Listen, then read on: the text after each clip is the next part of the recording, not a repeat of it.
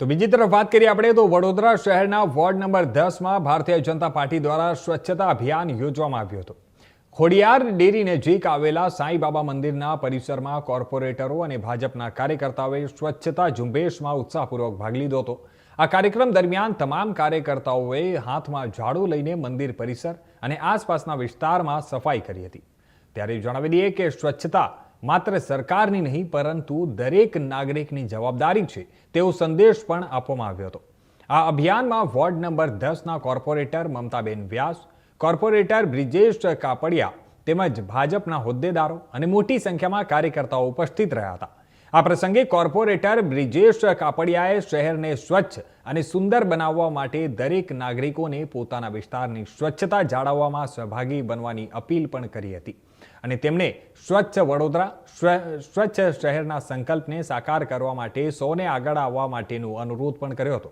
અને આ જ અભિયાન દરમિયાન વોર્ડ નંબર 10ના મહામંત્રી જિગ્નેશ પરમારે પણ સ્વચ્છતા અંગે લોકોમાં જનજાગૃતિ લાવવાની જરૂરિયાત પર ભાર મૂક્યો હતો અને નિયમિત રીતે આવા અભિયાનો યોજાતા રહે તેવી વાત કરી હતી।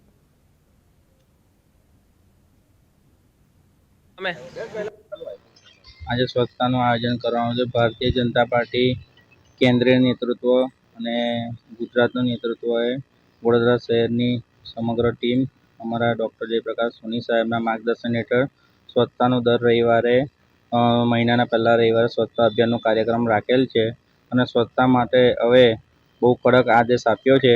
સ્વચ્છતા દરેક નાગરિકોએ બી જાગૃત રહેવાની જરૂર છે। કચરાની ગાડી હવે રેગ્યુલર થઈ ગઈ છે તો કચરો રોડ પર ના નાખવો જોઈએ। એટલે સ્વચ્છતા માટે ખૂબ જ કડક સંદેશ આપ્યો છે, મુખ્યમંત્રીશ્રીએ બી આપ્યો છે। તો સ્વચ્છતા આપણે સૌએ રાખવી જોઈએ અને વડોદરાને સુંદર બનાવવું જોઈએ। કેટલા લોકો જોડાયા? અમારી જોડે 30થી 35 લોકો જોડાયા। સંગઠનના કાઉન્સિલરો છે, મારા મમતાબેન છે, સંગઠનની ટીમ છે અને કાર્યકર્તાઓ બધા જોડાયા છે।